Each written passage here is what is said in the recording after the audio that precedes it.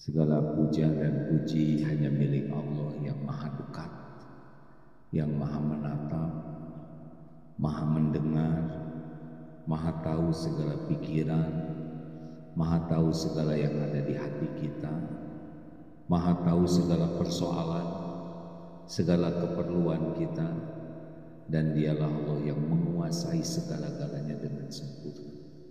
Tidak ada satupun di alam ini kecuali pasti semuanya ciptaan Allah, semuanya milik Allah, semuanya ada dalam kekuasaan Allah secara sempurna.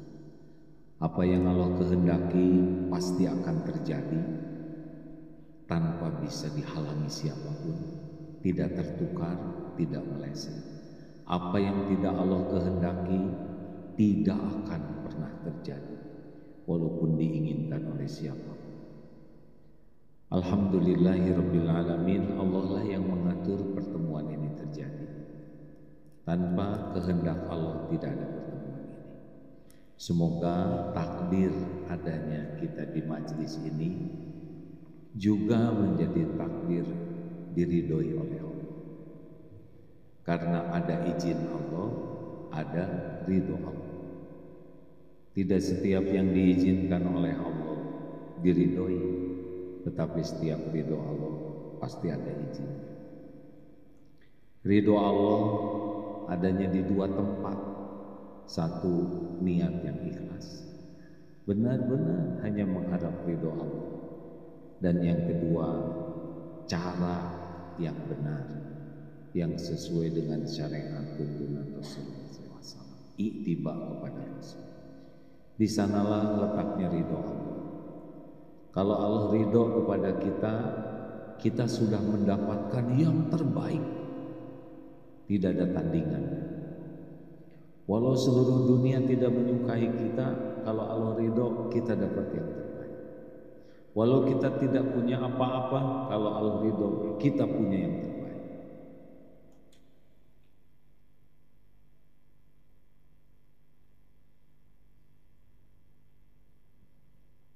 Allahumma salli ala Sayyidina Muhammad wa ala alihi wa ashabihi ajma'in. Apa kabar hadirin? Kita pasti ingin tiga hal. Satu, ingin bahagia. Benar? Tidak ada yang mau selesai. Yang kedua, ingin mulia. Tidak mau kita menjadi makhluk hina, nista. Dan kita ingin selamat. Tidak mau kita jadi orang yang celaka dunia. Nah, semua ini terkumpul dalam satu patah kata, yaitu takwa. Jadi sebetulnya masalah kita tuh cuma satu, kurang bertakwa saja. Bukan kurang rezeki, karena kalau kita ahli takwa, rezeki pasti ikut kepada kita. Tapi akhlak susah mulia pasti karena kurang bertakwa. Karena orang yang bertakwa pasti akhlaknya mulia. Itu langsung. Kok bisa? Ya, karena komponen takwa itu adalah iman. Sedangkan iman itu berbanding lurus dengan akhlak. Makin kuat iman pasti makin bagus akhlaknya. Ayyul mu'minina afdalu, siapa orang beriman yang paling utama? Ahsanuhum khuluqa, orang yang paling mulia akhlaknya. Banyak ilmu agama, rajin ibadah, iman kurang bagus, tetap akhlak tidak jadi bagus. Kalau maaf ya, kalau dilihat dari depan ini wajahnya ada kemiripan. Ini wajah-wajah banyak masalah. Benar atau benar? Banyak masalah baik atau buruk? Tergantung.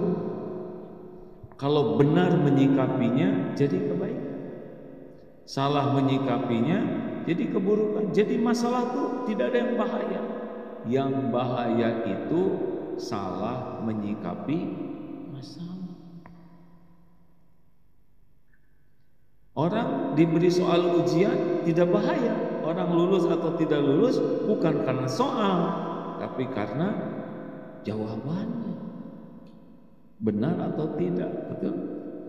Nah, yang membuat kita sengsara menghadapi masalah adalah kita berusaha memecahkan masalah itu sendiri. Maaf ya, jangan tersinggung ya. Kita ini udah bodoh, sok pinter, itu yang bikin pusing. Udah lemah, sok kuat. Udah kita enggak punya, sok kaya. Ini masalah kita. Padahal masalah itu diadakan oleh Allah supaya kita jadi dekat dengan Allah, lalu Allah nanti yang membantu kita menyelesaikan masalah. Jadi masalah itu bukan diselesaikan oleh kita, bukan. Kita ini la haula wala quwwata illa billah, kan ngaku begitu, benar? Tiada daya, tiada kekuatan kecuali dari Allah. Sebagian ulama mengatakan bukan hanya daya berbuat, kita tidak sanggup taat kepada Allah tanpa pertolongan Allah, tidak sanggup kita menjauhi maksiat tanpa pertolongan Allah. Azan saja dengar, Allahu Akbar, Allahu Akbar, jawabannya takbir. Asyhadu an la ilaha illallah, asyhadu anna Muhammadar Rasulullah, hayya 'alas shalah. Tuh, kita nggak bisa sholat tanpa pertolongan Allah. Hayya 'alal falah. Nggak ada kesuksesan apapun tanpa pertolongan Allah. Bahkan akhlak kita jadi baik juga itu hanya bisa dengan pertolongan Allah. Allahumma dini li ahsani akhlak, la yahdi li ahsaniha illa anta. Ya Allah, tunjukkan kepada kami akhlak yang baik. Tidak ada yang bisa menunjukinya selain Engkau. Wasrif anni sayyi'aha, la yasrifu anni sayyi'aha illa anta. Dan palingkan dariku keburukan akhlak. Tidak ada yang bisa memalingkan dariku illa anta, selain Engkau.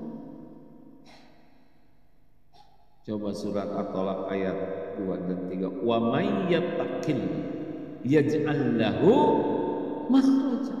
Barang siapa yang bertakwa kepada Allah, baginya jalan keluar. Bukan pintar, bukan hebat, bukan berpengalaman, bukan otot kawat balung besi leher beton, urat kabel, bukan banyak jaringan. Enggak. Satu-satunya pemilik karunia apapun juga itu hanya Allah. Wa ma bikum min ni'matin famin Allah. Apa saja karunia pemiliknya satu, Allah Subhanahu wa taala. Selain Allah hanya jalan. Jadi kalau ada masalah yang dipikir apa? Siapa? Kalau punya masalah yang kita pikir itu siapa? Apa? Allah. Bukan masalahnya. Enggak dibimbing oleh Allah, enggak kepikir itu solusinya. Mau bulak-balik bekok, maksudnya bulak-balik mikir. Oleh Allah ditutup-tutup. Kemarin zaman Omikron apa? Hah? Omikron bukan. Saya juga nggak tahu yang saya omongin. Itu perusahaan-perusahaan yang baru tuh. Ya begitu. Terserahlah saudara.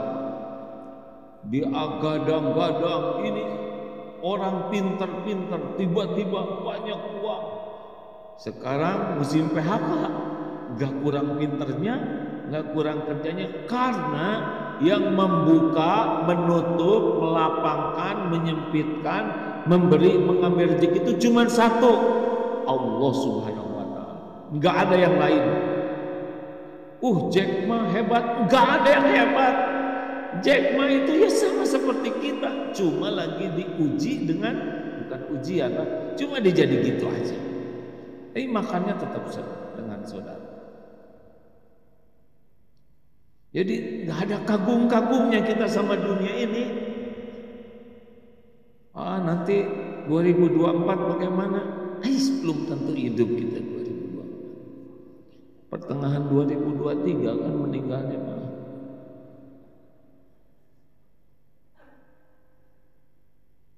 Adanya kejadian membuat kita jadi takwa. Solusi itu takwa. Rezeki itu takwa. Nah, salah satu gerbangnya surah Al-Baqarah ayat 45 ya. A'udzubillahi minasyaitonirrajim. Ini harus dihafalkan karena pendek sekali ya. Wasta'inu bis-sabri was-shalah. Pendek. Dan jadikanlah wasta'inu bis-sabri was-shalah. Sabar dan salat sebagai penolong. Di sini penolong ini adalah bagaimana Allah menolong kita. Wa innaha lakabiratun illa 'alal khashiyin. Dan yang demikian itu berat, kecuali sungguh berat ya, kecuali bagi orang yang khusyuk. Jadi sabar, sholat. Jadi kalau ada masalah tuh bukan masalahnya, kualitas sabar, kualitas sholat. Solusi itu Allah yang memberikan kalau kita termasuk yang layak ditolong. Jadi posisi kita menghadapi hidup ini adalah bukan menyelesaikan masalah, melayakkan diri kita, keluarga kita, perusahaan kita menjadi perusahaan keluarga personal yang layak ditolong. Semua masalah kita itu dalam pengetahuan Allah sempurna, nggak ada yang luput. Terjadinya masalah menimpa kita dengan izin Allah. Allah nggak izinkan, nggak terjadi. Ma asaba min musibatin illa biiznillah wa may yu'min billah yahdi qalbah. Wallahu bikulli syai'in alim. At-Taghabun ayat 11. Tak ada satu musibah yang menimpa kecuali dengan izin Allah. Dan barang siapa yang yakin ke Allah, yahdi qalbah, Allah beri petunjuk di hatinya. Yakin bahwa semuanya terjadi dengan izin Allah, yakin bahwa musibah ini sudah diukur oleh Allah, sudah diatur oleh Allah, yakin musibah ini pasti banyak kebaikan, banyak hikmahnya, banyak, dan yakin kalau kita sabar Allah akan memberikan sesuatu yang besar di balik musibah ini. Nah, itu yakin. Yahdi qalbah, Allah memberi petunjuk nanti ke kita. Kalau harus ketemu siapa, kita akan ketemu. Kalau harus mikir apa, kita akan kepikir. Kalau kita akan dapat ilmu, ketemu nih kayak sekarang ini ya. Ini maaf ya, jangan-jangan kesini karena judul ya kan? Itu benar nih. Ini judulnya pas dengan keadaan saya harus datang. Bagaimana judul itu bisa sampai ke Bapak Ibu? Allah juga yang atur. Padahal udah dari dulu judul-judul yang lain tidak menarik dan lagi nggak banyak masalah. Sekarang tertekan, darurat nih, harus dengar ceramah ini. Padahal yang ceramahnya juga lagi banyak masalahnya. Rasulullah SAW punya masalah tidak? Sedikit atau banyak, ringan atau berat, sederhana atau pelik, hasilnya hina atau mulia. Yang ceramah ini kira-kira banyak tidak masalahnya? Tahu dari mana saudara? Istri bukan, anak bukan. Inilah kelebihan orang Indonesia, selalu memikirkan masalah orang lain, bahkan mencari tahu masalah orang lain.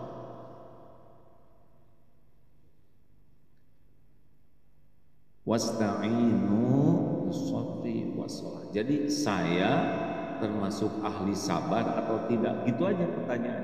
Innallaha ma'as-sabirin. Karena Allah bersama orang yang sabar, dan tidak pernah ada orang sabar kecuali pasti sukses. Enggak bisa enggak. Sabar itu apa?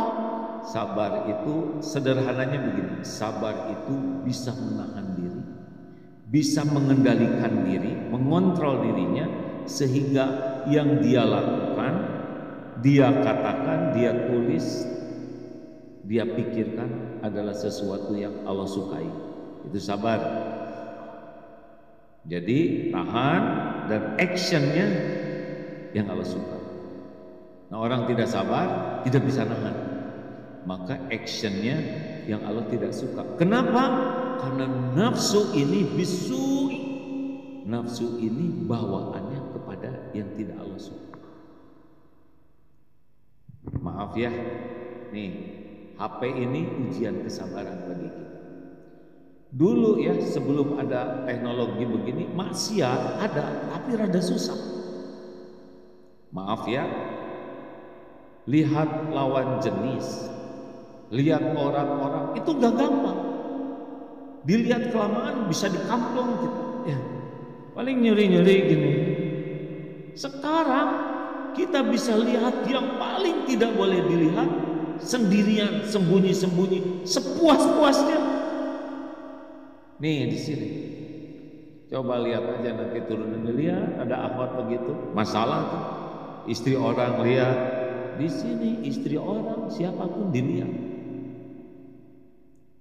Hanya kesabaranlah yang bisa membuat orang selamat dari nafsu membuka HP ini. Jujur aja, Indonesia 5,5 jam hadirin. Tiap orang sekarang ini jarinya tuh screen up, screen down begini ya. Coba lihat ketika dia gitu hadirin, langsung sekarang Bismillahirrahmanirrahim. Saudara-saudara hadirin, menurut Rasulullah tapi main voli pantai. Sabar yang pertama, kalau pengen ditolong Allah, ini bisa yang mana saja. Sabar menjauhi maksiat. Karena setiap maksiat hijab. Dengar ya, bicara ini setiap patah kata didengar oleh Allah yang Maha Mendengar, As-Sami, dan dicatat oleh malaikat. Mayal fiju min qaulin illa ladaihi raqib. Tercatat ini, dan Allah tahu niat di balik kata-kata ini, dan tercatat, dan pasti balik ke saya perkataan ini. Mau keras, pelan, wa asiru qaulakum aw ijharu bih innahu alimun bidatis sudur. Mau kau rahasiakan kata-katamu atau zaharkan, sesungguhnya Allah tahu isi hati. Ini kalau ada maksiat baik dari niat dan kata-kata pasti balik ke saya. Dari kapan? Dari mulai balik. Coba itu. Orang sabar tahan. Tidak mau berbicara sebelum pasti niatnya, ya Allah, saya bicara ini semata-mata agar Engkau ridho. Coba katakan itu sebelum ngobrol, dijamin jadi tertahan kata-katanya. Karena ada bicara ingin pamer ilmu, ingin pamer dalil, ingin pamer pengetahuan, ingin pamer hafalan, ingin dikagumi orang, ingin kelihatan fasih bicaranya, ingin kelihatan mengagumkan. Semua itu tidak ada nilainya di sisi Allah. Yang bernilai itu cuma satu, saya berbicara semoga Engkau ridho. Maka kalau kita banyak masalah, banyak kegelisahan, salah satu penyebabnya kebanyakan bunyi yang gak jelas ya. Padahal pilihan lisan ini cuma dua, falyaqul khairan aw liyasmut. Mau ditolong oleh Allah, gak jawab. Kalau waktunya jawab, jauh. Astagfirullahaladzim. langsung soleh. Yang harusnya jawab diam, giliran mau ditolong oleh Allah. Allah juga udah tahu jawabannya. Jaga lisan.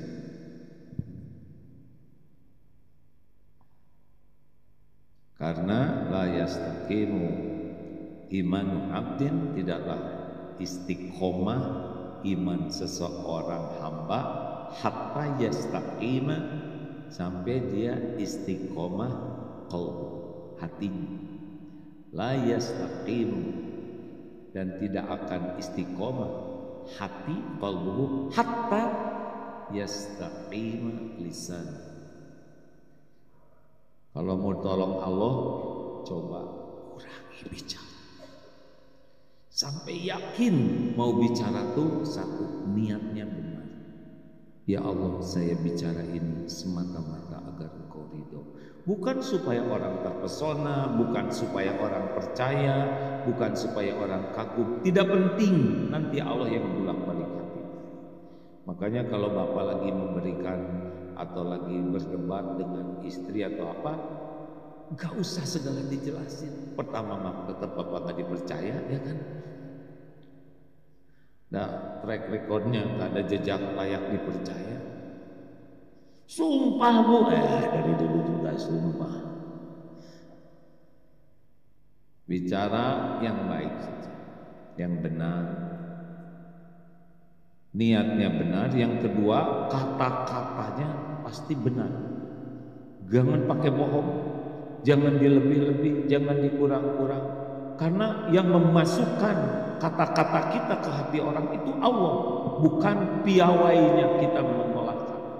Bisa ulama sederhana sekali bicaranya, menggugah, mengubah. Tidak jarang kita udah sampai berbusa. Kamu ngomong apa? Gitu. Makanya tidak usah jago bicara. Yang penting jago meluruskan hati, jago memilih kata yang paling benar. Dan yang ketiga, kalau bicara, pikirkan apa nih dampak dari bicara ini. Pahala saya habis atau pahala saya nambah? Orang jadi bahagia atau orang sakit hati? Orang jadi semangat atau orang jadi patah semangat? Kita jadi nambah pahala. Kan ada yang bicara, mungkin ibu bapak pernah dengar seorang ibu-ibu ahli ibadah, rajin ibadahnya, tapi ditanyakan ke Rasulullah, hiya finnar, dia di neraka. Kenapa? Karena menyakiti tetangga terus.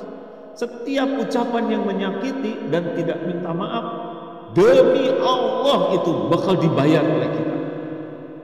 Oleh sholat kita yang jarang khusyuk, saum, umroh, majlis taklim, rajin ke majlis taklim, itu ada pahalanya. Tapi nyakitin orang, bayar, habis pahala kita.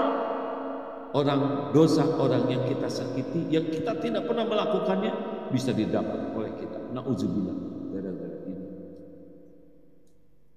Makanya kalau mau ditolong oleh Allah, jaga lisan. Hati-hati yang bunyi terus. Saya mau jarang bicara, saya mau ini aja pakai jempol ya. Kalau itu udah nolong malaikat, itu maaf ya, ini dicatat oleh malaikat, yang ini nyatat sendiri.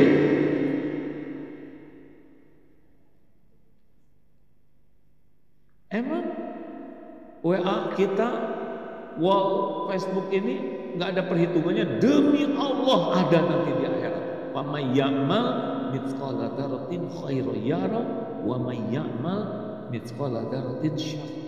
Saya mah udah dihapus, di delete, bahkan ininya juga sudah dihancurkan, dimasukkan ke laut.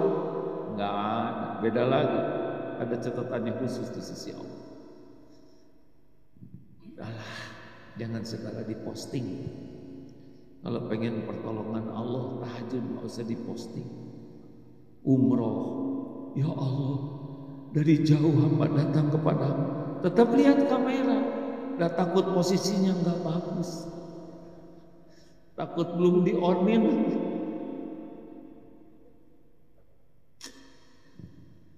penting kita disukai orang, yang penting disukai Allah.